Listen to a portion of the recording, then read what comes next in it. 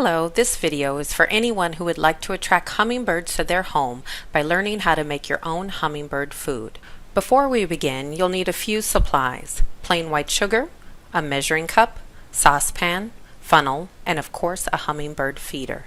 Now let's make some hummingbird nectar. The recipe calls for 1 part sugar to 4 parts water. Today I will be using 1 cup of sugar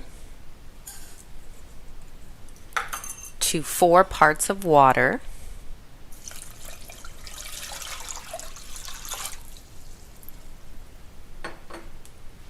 Then turn on your burner